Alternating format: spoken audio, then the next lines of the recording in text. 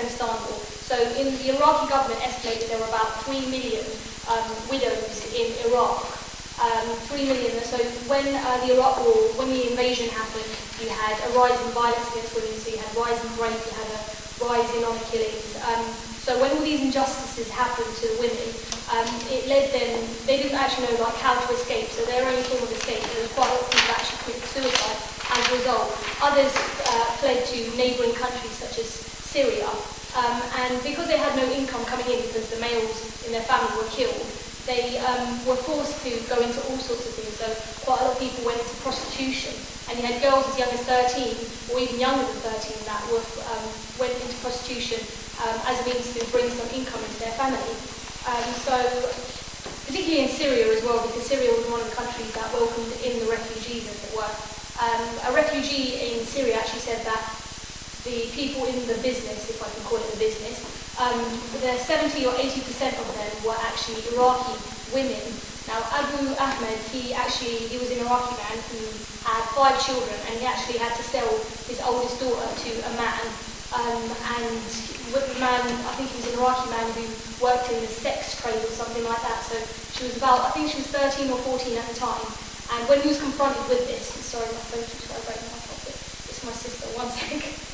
I'm speaking, I'll bring you back in a bit, yeah? Right, okay, sorry. So he actually had to sell his oldest daughter.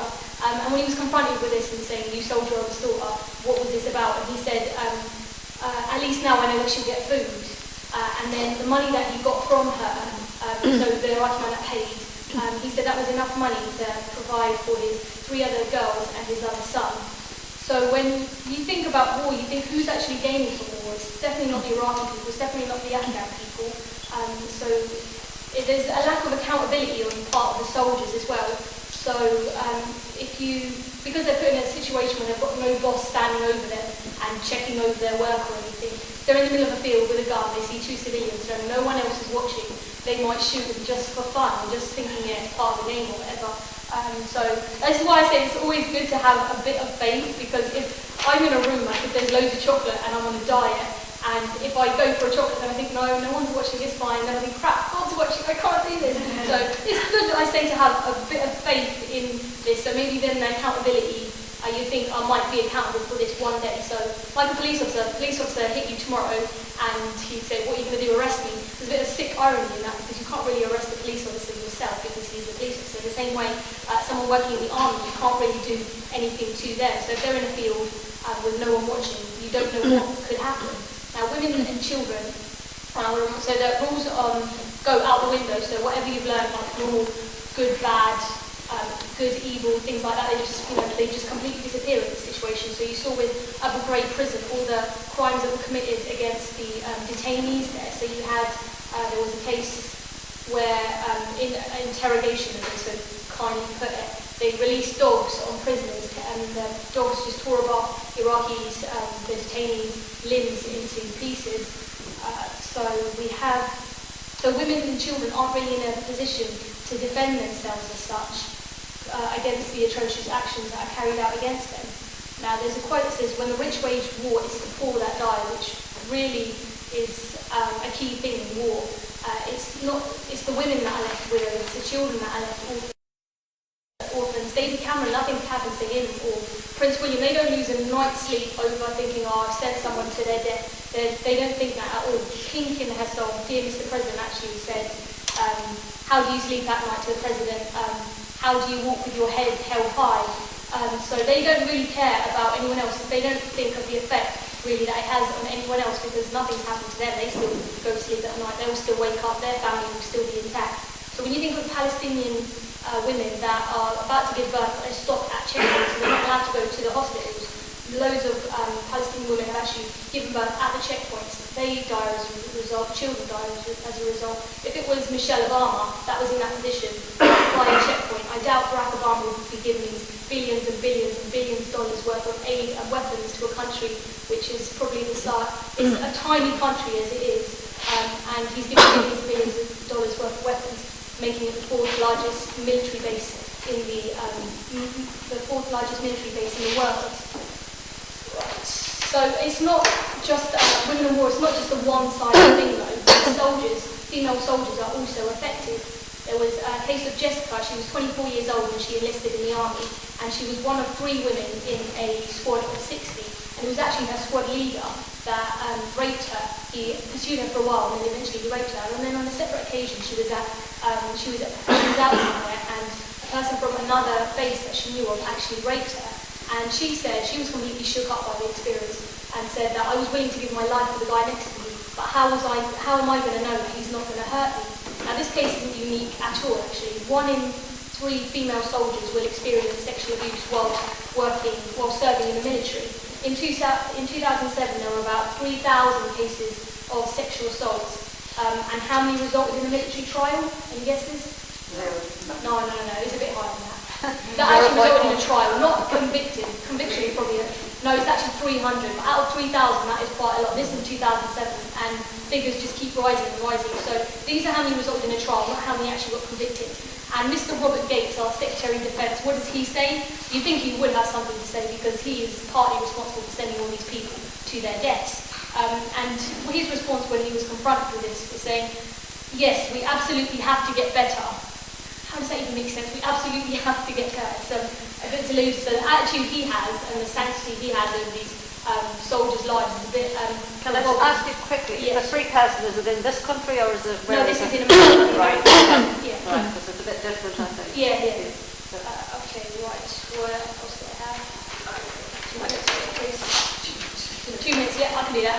So you also have rape being used as a weapon against the indigenous people of, say, Palestine, Iraq.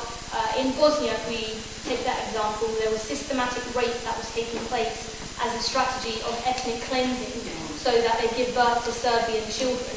We have recently Iman al-Abedi. She was the Libyan woman who said that Gaddafi's forces raped her on numerous occasions. So it isn't an individual case though, because rape is always used as a weapon. I think my sister actually texted me what I was going to say for my next point, so bless her. Thank you. Yeah, so there was a case of a woman called Fatima. She was in Abu Ghraib prison, and she actually sent out a letter. So I'm going to read you a few lines from her letter. What can I say to you? I say to you, our wombs have been filled with the children of fornication by those sons of apes and pigs who raped us. By God, we have passed not one night since we have been in prison without one of the apes and pigs jumping down on us to rip our bodies apart with his overweening lust. They raped me on one day more than 9 times. Can you comprehend? Imagine one of your sisters being raped. With me are 13 girls, all unmarried. All have been raped before my eyes and ears of everyone. As I write this letter, one of the girls has committed suicide. She was savagely raped. A soldier hit her on the chest and thigh after raping her. He subjected her to unbelievable torture that she beat her head against the wall of a cell until she died, for she could not take it anymore. So when you see cases like these happen, you think, who is the war benefiting? It's not benefiting any of the civilians at all. Okay, so right, I'm going to end off with... Where was I going to end off? Hold on. So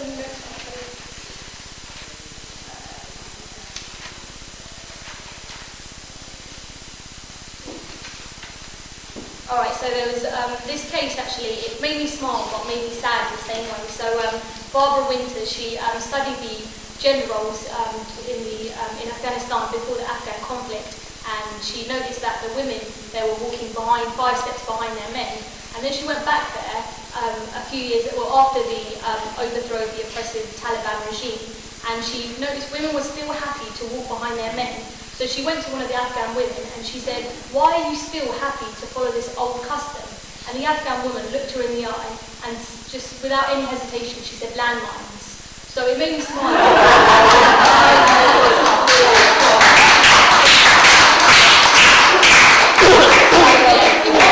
did make me happy. Wow, that's beautiful. The fantasy that a woman has, that her husband or the men in their family will actually walk before her. That was brilliant. But at the same time, it made me really sad thinking, this is just everyday life. They walk, there might be a landmine everywhere, there might be things like that occur. So when you think about it, no, these people, they're not benefiting from war, even though it just did make us smile thinking, wow, that's beautiful, it's still really, really sad to know. So, all right, I'm going to end with a line from Herbert George, who said, if we don't end war, war will end us. And thank you very much for listening.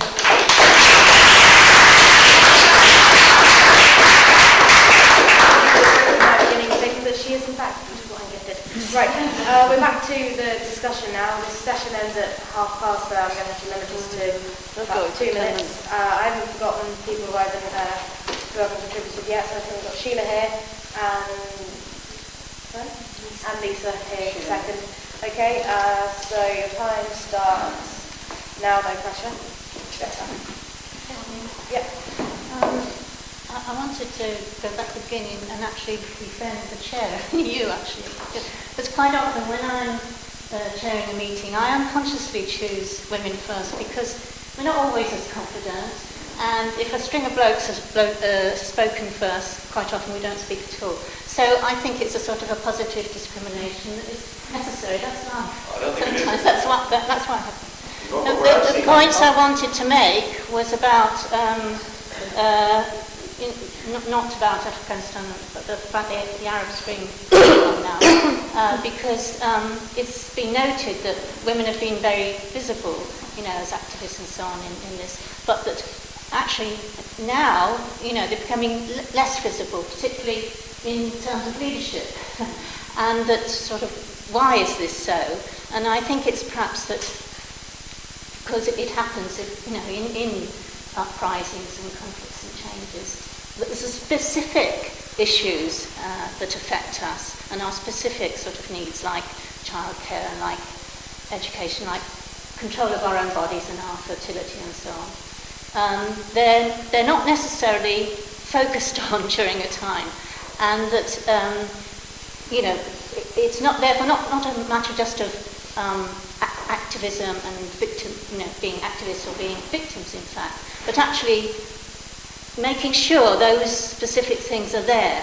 Because if not, as happens, women are actually forced to go back home to look after the babies or the men. Sometimes it's the same thing. And so they actually are unable to go on participating in the way they may have done, originally in the uprising. So I think it's important that sort of those specific issues are sort of there, that we pay attention to them. Otherwise, women are unable to stay participate. Thank you. So sorry, my phone's very rude. Okay. Next speaker is Lisa.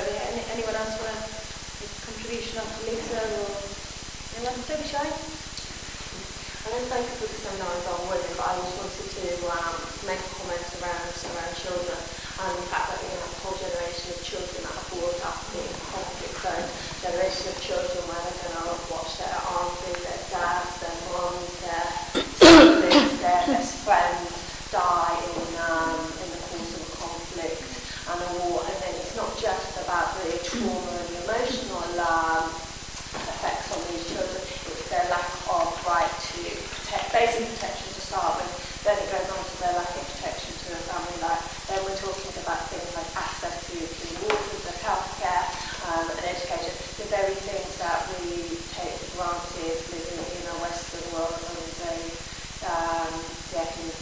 the West basically. And I think this whole day has been slightly depressing, even though it's been a fabulous and constructive day. It actually leaves me with a whole load of where do we go from here, and what can we actually do to support local communities and local people to rebuild their societies, to try and regain their